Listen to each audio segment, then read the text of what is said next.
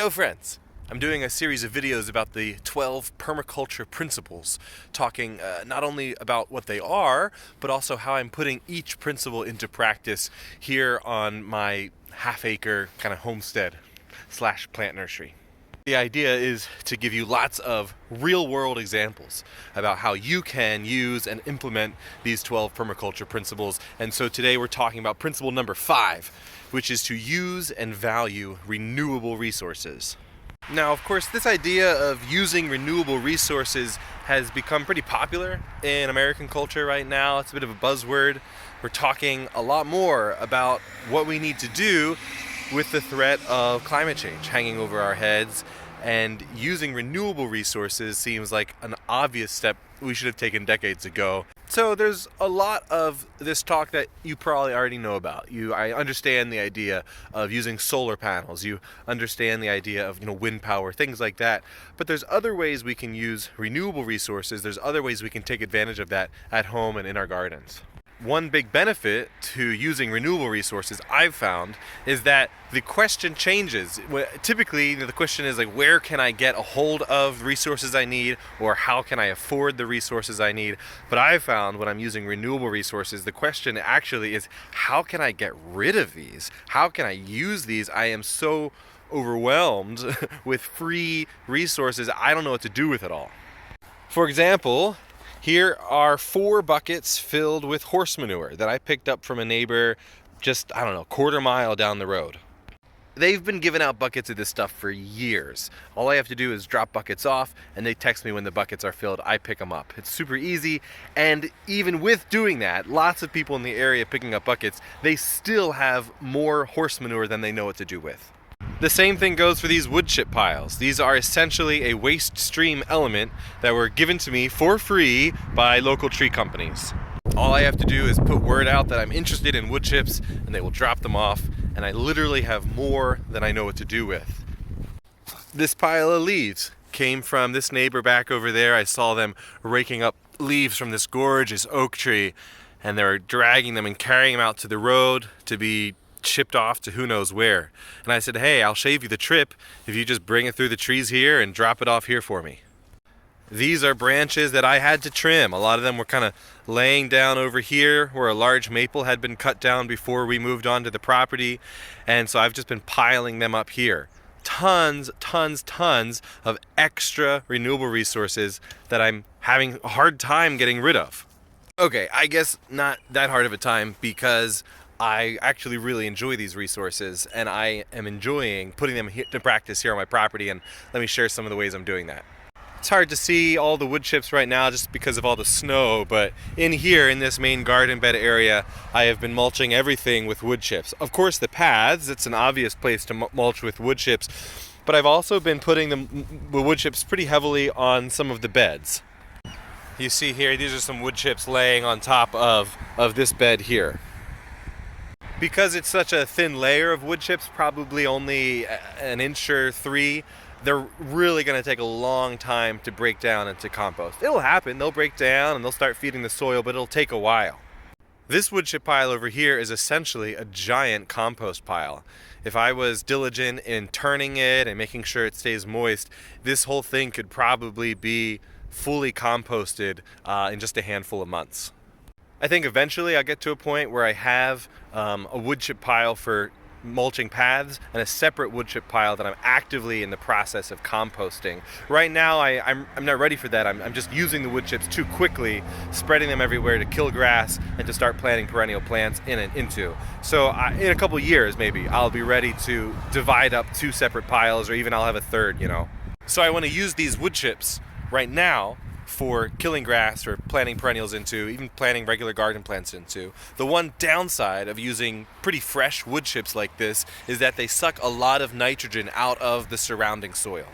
I made a video a year or 2 ago talking about one way I'm solving that problem, and that is by adding nitrogen back into the soil as plants need it. As they start to show signs of nitrogen deficiency, you can add liquid nitrogen or use a different renewable resource by peeing into a bucket. Your pee is very high in nitrogen, actually so high that it will kill and burn your plants. And so you have to water that pee down 1 to 10, 1 to 20.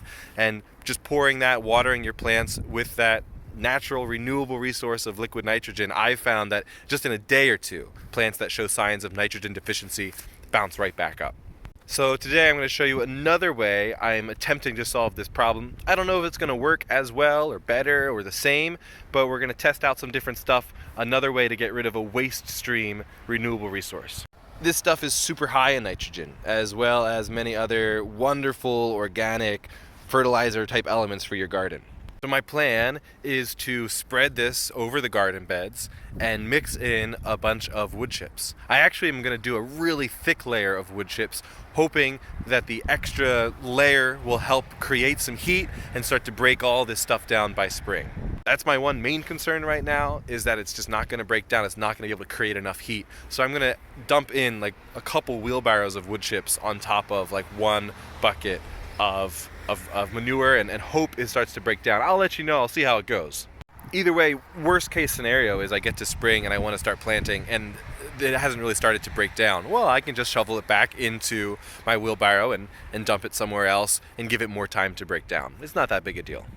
Okay, it was just getting way too cold out there actually. It's probably 20 degrees and holding my phone with a bare hand was starting to get really painful. So I came inside. I'll talk about a few more things really quick. Another idea I had to work with this is instead of putting it directly on the garden beds, is to put the manure on the paths that I plan to make. I plan to put wood chips on and then put a thick layer of wood chips on top of that. I go through at the end of every year and I shovel the wood chips from the path onto the garden beds. After about a year and a half, they'll really start to have broken down and start to stop sucking up all that nitrogen and start to be kind of half composted. And so they're great to throw on top of the garden beds, let it sit over winter, and then you can plant right in and around it in the spring. So by adding that manure, I would be fertilizing the paths, which would then be fertilizing and adding nutrients to the garden beds in the following year, kind of thinking a year or two out. That may end up being what I plan to do this year, just so that, because I'm not sure if it's going to really get hot enough and break down enough over winter. I've made other videos about all these things, but yeah, using renewable resources, of course, I'm composting. I am using water from the creek to water most things, or I'm collecting water in rain barrels to water things. I'm using the free resources nature has given. Another important idea here is to keep as much on your property as you can. Don't ship things out. So at the end of the year, when you have lots of brambles and brush in your garden bed, compost that and use that to fertilize your garden beds next year. I've found that by focusing on this principle, you save a lot of money. Maybe it takes a little bit more time, but you still get just as good of a job done. I've found that mulching with a thick layer of wood chips does just as good of a job keeping back weeds as does your classic black plastic. You save a lot of money in that. Maybe it's a little extra time, but you also, it treats your plants better. Your plants are a lot happier around other organic things, just like they are in nature and in the wild. There's no black plastic in the woods. So wherever you can, use renewable resources. One way I'm doing that in the tree nursery is I'm growing most of my trees in air prune beds. So they're essentially raised beds. And instead of growing them in like hundreds of plastic pots. So most of the trees I sell, I'm pulling out in the fall after they've gone dormant for the year, and I'm selling them bare root. As long as the roots are kept moist, wrapped in like a moist paper towel, and they will survive just fine, in the air. So I can put them in boxes and ship them all over. I can sell them to local people without having to use tons of black plastic pots. Those are just a few ideas of what I'm doing. Probably most of what I'm doing is finding ways to use renewable resources, and I'll talk about it, and I'll continue to talk about it in tons of videos. Please let me know what you're doing to use renewable resources on your property. Let me know if you have any other ideas of things I should be doing here. Have a great day, friends.